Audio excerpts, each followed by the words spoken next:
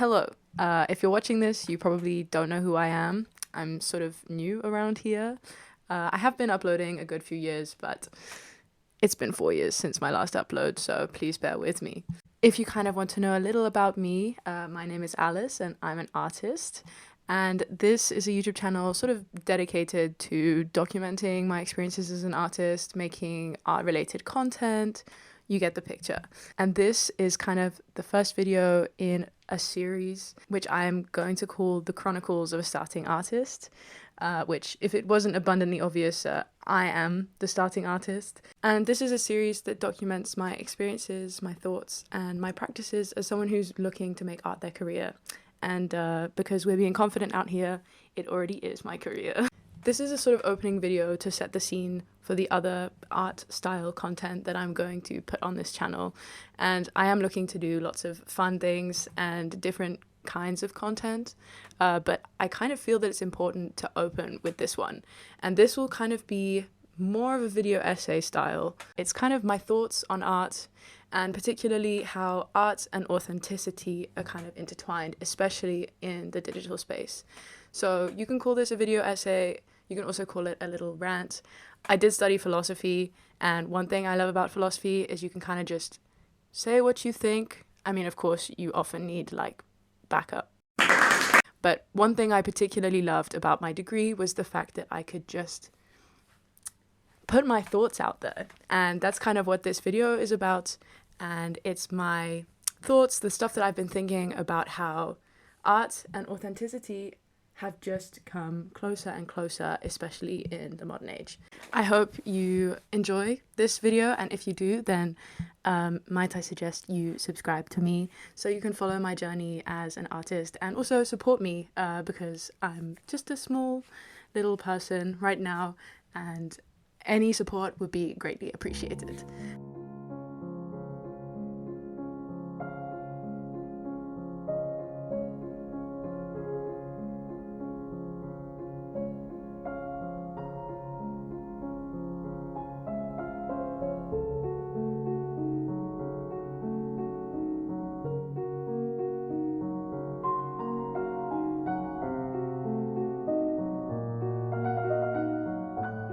So I've always had a kind of particular fascination with the Romantic movement in art and literature, and something about its content, its atmosphere, kind of just speaks to me in a way that I don't really feel that I have with other arts. It's not just Romantic art as well, it's also other art movements that have stemmed from the Romantic ideology, so also the Pre-Raphaelites. I love the Pre-Raphaelites. All that kind of vibe of art really speaks to me. And I was thinking recently, what is it about these forms of art that really speaks to me? And kind of to unpack this, I will just give a very crude definition of Romanticism. Obviously, I would not say this is all-encompassing. Romanticism is best known for its appeal to more sort of emotional aspects of the human condition. It's believed to have a kind of more introspective focus, draws on feelings and passion. And even with just this very simple definition, I can sort of begin to see why Romantic paintings appeal so much to me. Beyond simply their technical excellence, they draw on something fundamentally human, and they capture some sort of universal feeling. The infamous example is Caspar David Friedrich's Wanderer Above the Sea of Fog. You cannot tell me that you've never experienced a moment of unimaginable awe at the beauty and power of nature, and that you've never been silenced by a particular impressive sight in front of you. And if you haven't, then I would dare to say that you have simply not explored the world enough. And to experience such a feeling, all you have to do is wander into some nature that feels somewhat untouched by the hands of a human. And I want you to tell me that this painting by Caspar David Friedrich, does not somehow manage to capture something of this sublime feeling. And you can't, sorry, you can't convince me that it doesn't, because something in this painting just feels human. It feels deeply authentic. Now, of course, I've also argued from like a rather subjective point of view, so you can take my opinion like a grain of salt if you would like. But I do think this is telling of a wider aspect of the human condition. Indeed, I feel that it is kind of an innately human trait to seek what is authentic and real and human. And although it may not feel like it all the time, what with the increase in the use of AI, humans ultimately always come back to this desire for authenticity. Romantic paintings appeal to me for their ability to capture something real and raw about the human condition, and they speak to a deep need within me to connect with something fundamentally human. We can also take this out of the context of romantic paintings and my personal kind of connection with them, and I think there's more universal examples. Have you ever tried to speak to customer support for an issue that you've had and sighed in annoyance when it redirects you to a chatbot? Have you ever typed frustrated, let me speak to a human, please? Or is that just me? Although this could, of course, just be to the often utter uselessness of chatbot-based customer service, I feel that it is telling of a sort of greater trend in human behavior. You could take countless examples which demonstrate this desire for the authentic. I recently read a book by a Dutch author called Ilja Leonard Pfeiffer called Grand Hotel Europa. I'm sorry if I'm butchering the pronunciation. I did read it in English, an English translation. And this book, touches on many things, but one thing that really struck me was that it really emphasized the desire for authenticity, specifically in the context of tourism. If you think about it, tourists, when they go somewhere, they want to document that they have been to the real thing. They want to say that they've been to the real Eiffel Tower or that they've really visited Japan. They seek out what they consider to be authentic experiences, and there is often a disdain amongst tourists for those tourist traps. Instead, they seek to experience the real country that they're visiting, whatever that means. Anyhow, I'm kind of digressing from the point that I want to make. The kind of main thing that I want to emphasize here is that there's a variety of trends in human behavior that prioritize the pursuit of some kind of authenticity.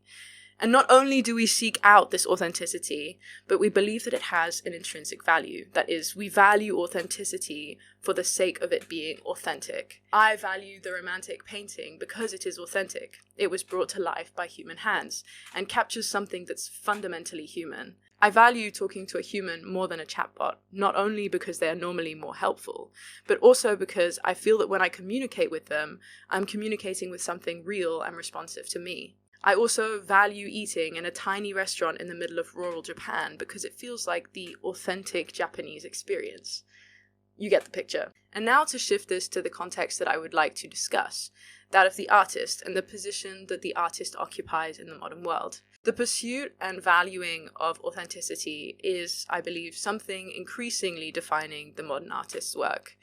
With the emergence not only of AI, but also of more digital mediums and platforms to create with, the demand for authenticity from artists is on the rise. TikTok artists are constantly defending themselves against a barrage of claims that their artwork is fake, and creators who are more willing to share certain details of their lives are being heralded for being real or relatable. I will take the classic example of Emma Chamberlain, who, though not an artist in the fine arts sense of the word, is a creator who climbed to fame by giving her audience not a sort of polished and professional kind of content, but by providing them with a real look into her life and thoughts.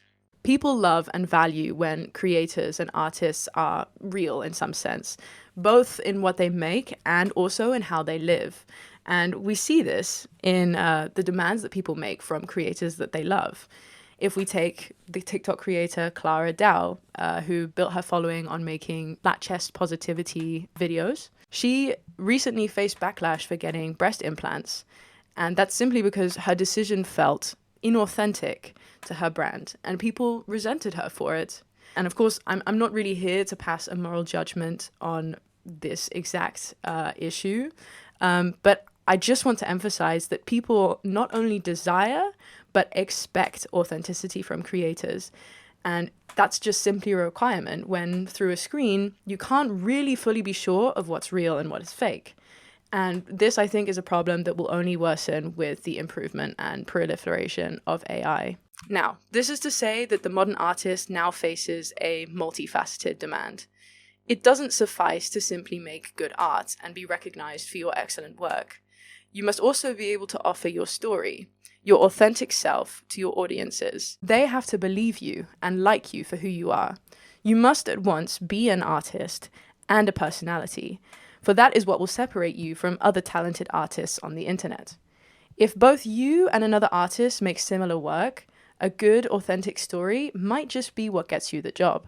But where am I going with all of this? Well, as I said already at the start of this video, I am an artist and I'm trying to make my way in the creative industry and get recognized for the work that I do. The reality is simply that I face this demand for authenticity, and I also owe it to my audience and my future clients and to myself as an artist.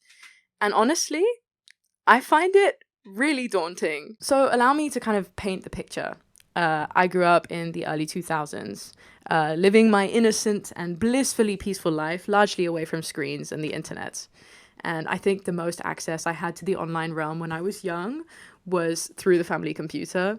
And even then, it was just for me to check my emails and send like those silly e-cards to whatever friend or family member I decided to make my victim that time.